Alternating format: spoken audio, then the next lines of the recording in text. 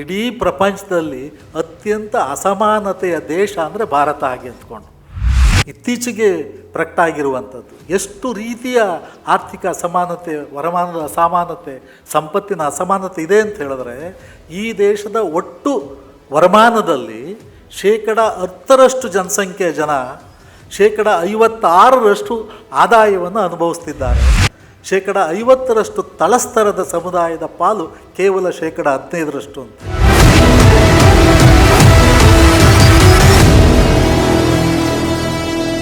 ಕಳೆದ 10-15 ವರ್ಷಗಳಿಂದ ಈ ಹಕ್ಕುಗಳನ್ನು ಕುರಿತಂತೆ ಬಲಪಂಥೀಯರು ಮಂಡಿಸ್ತಾ ಇರುವಂಥ ಒಂದು ವಿಚಾರವನ್ನು ನಾವು ಬಹಳ ಮುಖ್ಯವಾಗಿ ಪರಿಗಣಿಸಬೇಕಾಗ್ತದೆ. ಏನು ಅಂತ ಹೇಳಿದ್ರೆ, ಪ್ರಧಾನಮಂತ್ರಿಗಳು ಹೇಳ್ತಾರೆ fighting for rights is waste of time ಹಾಗೆ ಅಂತೇಳಿ. ಮತ್ತು ಹಕ್ಕುಗಳು ಅನ್ನುವಂಥದ್ದು ಭಾರತೀಯ ಪರಂಪರೆಯ ಭಾಗ ಅಲ್ಲ, ಸೇವೆ ಮಾತ್ರ ಭಾರತೀಯ ಪರಂಪರೆಯ ಒಂದು ಭಾಗ. ಹಾಗಾಗಿ ಹಕ್ಕುಗಳ ಬಗ್ಗೆ ಹೋರಾಡುವಂಥದ್ದು, ಹಕ್ಕುಗಳನ್ನು ಕೇಳುವಂಥದ್ದು ಕಳೆದ 50 ವರ್ಷಗಳಿಂದ ನಾವು ಸಮಯವನ್ನು ಹಾಳು ಮಾಡ್ಕೊಂಡು ಬಂದಿದ್ದೇವೆ. ಇನ್ನು ಮೇಲೆ ನಮ್ಮ ಮುಖ್ಯವಾದಂಥ ಕೆಲಸ ಅಂತಂದರೆ ಈ ದೇಶಕ್ಕೆ ಸೇವೆ ಮಾಡೋದು ಹಾಗೆ ಅಂತೇಳಿ. ಮತ್ತು ಈ ಒಂದು ಸಂಗತಿಗೆ ಒಂದು ಸೈದ್ಧಾಂತಿಕವಾದಂಥ ಚೌಕಟ್ಟನ್ನು ಅಂಬೇಡ್ಕರ್ ಮತ್ತು ಸಂವಿಧಾನಕ್ಕೆ ಸಂಬಂಧಪಟ್ಟ ಹಾಗೆ ಬಹಳ ಬಹಳ ಕ್ರೂರವಾದಂಥ ಟೀಕೆ ಬಂದದ್ದು ಅಂತ ಹೇಳಿದ್ರೆ, ಈ ವೈಚಾರಿಕತೆಯ ಐಡಿಯಾಲಜಿ ಅಂತ ಏನು ಹೇಳ್ತೇವೆ, ಎಂ ರಾಮಾ ಜೋಯಿಸ್ರವರು ಒಂದು ದೊಡ್ಡ ಉಪನ್ಯಾಸದಲ್ಲಿ ಈ ಮಾತನ್ನು ಹೇಳ್ತಾರೆ.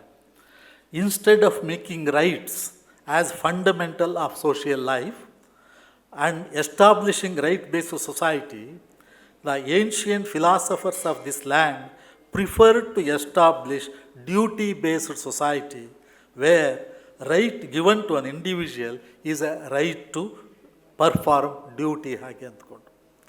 ಈ ಹಿನ್ನೆಲೆಯಲ್ಲೇ 2005-6ರಲ್ಲಿ ಜಾರಿಗೆ ಬಂದಂಥ ಉದ್ಯೋಗದ ಹಕ್ಕಿನ ಆಧಾರದ ಮನ್ರೇಗಾವನ್ನೇನು ಕೊಂದು ಹಾಕಲಾಗಿದೆ, ಈ ಹಿನ್ನೆಲೆಯಲ್ಲಿ ಅದನ್ನು ನೋಡಬೇಕು.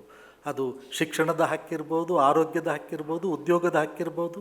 ಈ ಹಕ್ಕಿಗೆ ಸಂಬಂಧಪಟ್ಟ ಹಾಗೆ ದೊಡ್ಡ ಅಪಾಯ ಎದುರಾಗ್ತಾ ಇರುವಂಥದ್ದನ್ನು ಕಾಣ್ತೇವೆ. ಇದ್ರ ಬಗ್ಗೆ ನಾವು ಯಾಕೆಂತ ಹೇಳಿದ್ರೆ, ಇದು ಸಂವಿಧಾನದ ಮೇಲೆ ಮಾಡಿರುವಂಥ ಒಂದು ದೊಡ್ಡ ಟೀಕೆ. ಹಕ್ಕಿನ ಒಂದು ಪ್ರಣಾಳಿಕೆಯಾಗಿ ನಾವು ಸಂವಿಧಾನವನ್ನು ನೋಡ್ತಿದ್ದೇವೆ, ಆದರೆ ಅದನ್ನೇ ಇವತ್ತು ತಿರಸ್ಕರಿಸುವಂಥ ನರೇಟಿವ್ ದೊಡ್ಡ ಪ್ರಮಾಣದಲ್ಲಿ ನಡೀತಾ ಇರುವಂಥದ್ದು. ಮತ್ತು ಆರ್ಥಿಕ ಸಂಗತಿಗಳ ಬಗ್ಗೆ ಈ ಒಂದು ಗೋಷ್ಠಿ ಇರುವಂಥದ್ದು. ಇಡೀ 2026ರ ವರ್ಲ್ಡ್ ಇನ್ಇಕ್ವಾಲಿಟಿ ರಿಪೋರ್ಟ್ನಲ್ಲಿರುವಂಥ ಮಾತನ್ನು ಹೇಳಿ ನಾನು ಮಾತನ್ನು ಮುಗಿಸ್ತೇನೆ. ಆ ರಿಪೋರ್ಟ್ ಹೇಳುತ್ತೆ, ಇಡೀ ಪ್ರಪಂಚದಲ್ಲಿ ಅತ್ಯಂತ ಅಸಮಾನತೆಯ ದೇಶ ಅಂದರೆ ಭಾರತ ಹಾಗೆ ಅಂದ್ಕೊಂಡು ಇತ್ತೀಚೆಗೆ ಪ್ರಕಟ ಆಗಿರುವಂಥದ್ದು. ಎಷ್ಟು ರೀತಿಯ ಆರ್ಥಿಕ ಅಸಮಾನತೆ, ವರಮಾನದ ಅಸಮಾನತೆ, ಸಂಪತ್ತಿನ ಅಸಮಾನತೆ ಇದೆ ಅಂತ ಹೇಳಿದ್ರೆ, ಈ ದೇಶದ ಒಟ್ಟು ವರಮಾನದಲ್ಲಿ 10% ಜನಸಂಖ್ಯೆಯ ಜನ 56% ಆದಾಯವನ್ನು ಅನುಭವಿಸ್ತಿದ್ದಾರೆ. 50% ತಳಸ್ತರದ ಸಮುದಾಯದ ಪಾಲು ಕೇವಲ 15% ಅಂಥೇಳಿ. ಸಂಪತ್ತಿಗೆ ಬಂದರೆ ಇದಕ್ಕಿಂತಲೂ ಹೆಚ್ಚು ಕ್ರೂರವಾದಂಥ ಅಸಮಾನತೆ ಇರುವಂಥದ್ದನ್ನು ಕೇಳ್ತೇವೆ. ಆಕ್ಸ್ಫಾಮ್ ಇಂಟರ್ನ್ಯಾಷನಲ್ 2026ರಲ್ಲಿ ಭಾರತದ ಅಸಮಾನತೆಯ ಒಂದು ವರದಿಗೆ ಅವರು ಕೊಟ್ಟಿರುವಂಥ ಟೈಟ್ಲ್ ಏನು ಅಂದರೆ ಇನ್ಇಕ್ವಾಲಿಟಿ ಕಿಲ್ಸ್ ಹಾಗೆ ಅನ್ನುವಂಥ ಶಿಕ್ಷಣವನ್ನು ಕೊಟ್ಟಿರೋದನ್ನು ನೋಡ್ಬೋದು. ಸಂಪತ್ತಿಗೆ ಬಂದರೆ ಇಡೀ ಜನಸಂಖ್ಯೆಯ 10% ಅತಿ ಶ್ರೀಮಂತರು ಒಟ್ಟು ಸಂಪತ್ತಿನ 55% ಅನುಭವಿಸ್ತಾ ಇದ್ದಾರೆ. 1% ಸೂಪರ್ ಅಲ್ಟ್ರಾ ರಿಚ್ ಅಂತ ಏನು ಕರಿತೇವೆ, ಅವರ ಪಾಲು 40% ಇದೆ ಹಾಗೆ ಅನ್ನುವಂಥದ್ದು. ಈ ಬೆಳವಣಿಗೆ ಎಲ್ಲವೂ ಕೂಡ ಸಂವಿಧಾನಕ್ಕೆ ವಿರೋಧವಾದಂಥ ಬೆಳವಣಿಗೆಗಳು. ಸಂವಿಧಾನದ 38-34 ಅನುಚ್ಛೇದದಲ್ಲಿ ಸ್ಪಷ್ಟವಾಗಿ ಕರೆ ನೀಡಲಾಗಿದೆ, ಅಸಮಾನತೆಯನ್ನು ತಗ್ಗಿಸಬೇಕು ಮತ್ತು ಆದಾಯ ಮತ್ತು ಸಂಪತ್ತಿನ ಕೇಂದ್ರೀಕರಣವನ್ನು ನಿಯಂತ್ರಿಸಬೇಕು ಹಾಗೆ ಅಂದ್ಕೊಂಡು. ಆದರೆ ಈ ಬಗ್ಗೆ ಅಸಮಾನತೆಯ ಬಗ್ಗೆ, ಸಮಾನತೆಯ ಬಗ್ಗೆ ಚರ್ಚೆಯನ್ನು ಮಾಡಲಿಕ್ಕೆ ನಮ್ಮ ಸರ್ಕಾರ ಸಿದ್ಧ ಇಲ್ಲ. ಈ ಹಿನ್ನೆಲೆಯಲ್ಲಿ ಈ ಗೋಷ್ಠಿಯ ಮಹತ್ವ ಇದೆ ಹಾಗೆ ಅಂತೇಳಿ ತಿಳ್ಕೊಂಡು ಇಬ್ಬರು ವಿದ್ವಾಂಸರು ಅದ್ಭುತವಾಗಿ ತಮ್ಮ ವಿಚಾರಗಳನ್ನು ಮಂಡಿಸಿದ್ದಾರೆ.